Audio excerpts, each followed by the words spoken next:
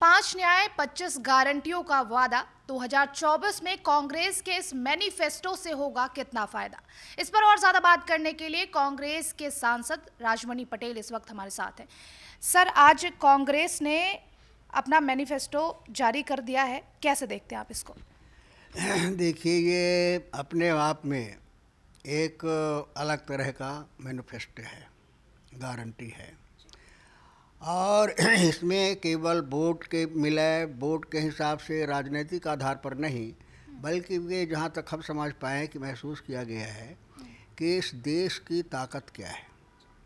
इस देश की ताकत, इस देश का मेहनत करने वाले किसान हैं, इस देश की ताकत मजदूर हैं, इस देश की ताकत हमारी महिलाएं हैं, इस देश की ताकत हमारे युवा हैं।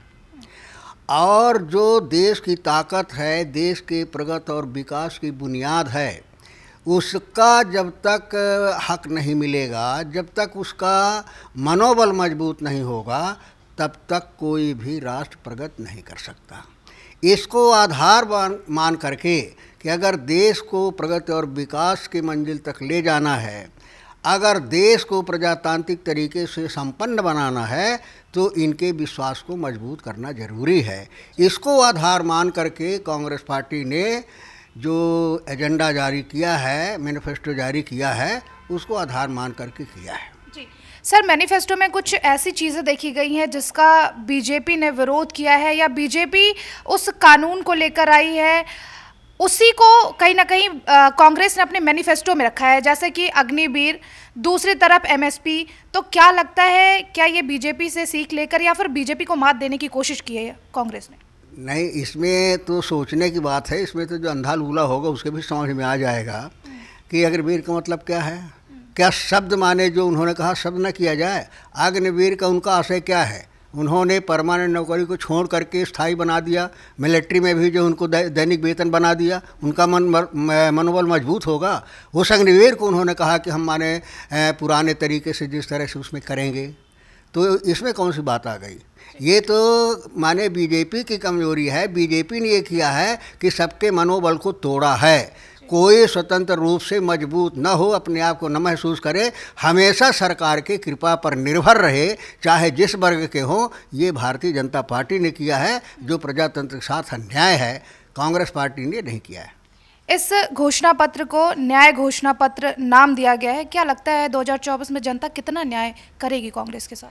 देखिए, हमारा और कांग्रेस का फ़र्ज है जनता के लिए काम करना, जनता को मजबूती देना, जनता के हक अधिकार की गारंटी देना, उनके स्वाभिमान और सम्मान का संबल देना। ये कांग्रेस पार्टी का अधिकार है और कांग्रेस पार्टी अपने कर्तव्य के तहत वो काम कर रही है। और हमें विश्वास है कि जिस तरह से 10 साल में मोदी जी ने ठगा है, ऐसा कोई नहीं बचा है जिसको मोदी जी ने ठगा नहीं हो। तो जो 10 साल तक लगातार ठगा है, 10 साल तक झूठ बोला है, 10 साल तक जो वादे, बड़े बड़े सपने दिखाए थे, एक भी वादे को उन्होंने पूरा नहीं किया है। तो अब इस स्थिति को अब इस देश के आवाम भी जान रही है, महसूस कर रही है। तो हमें निश्चित रूप से विश्वास है कि कांग्रेस का जो वादा है, कांग्रेस का जो संकल्प है, उस पर निश्चित रूप से विश्वास करेगी और कांग्रेस की विचारधारा को मजबूत करेगी, जिस विचारधारा की आज ज़रूरत देश को है। सर, ये बात किसी से छुपी नहीं है कि जैसे जैसे चुनाव नज़दीक आ रहा है, वैसे वैसे कांग्रेस के कई बड़े लीडर, कई जो स्पोक पर्सन्स हैं, वो पार्टी को छोड़ रहे हैं, बीजेपी में शामिल हो रहे हैं। बीजेपी अब ये आरोप लगा रही है कि कांग्रेस डूबता हुआ नाव है और इसीलिए लोग बचने के लिए अब बीजेपी का सहारा ले रहे हैं। देखिए, प्रजातंत्र में किसी को कहीं आने जाने की स्वतंत्रता है, लेकिन सवाल इस बात का है कि जो पार्टी छोड़ करके जा रहे हैं, ये भारतीय जनता पार्टी से भी नेता छोड़ करके आ रहे हैं, वो भी तो कांग्रेस में मिल रहे हैं। और दूसरा, जा रहे हैं किस परिस्थिति में जा रहे हैं। किसी के ऊपर सीबीआई का भय है, किसी के ऊपर इनकम टैक्स का भय है, किसी के ऊपर ईडी का धौंस दिखाया जा रहा है, किसी को खरीदा जा रहा है।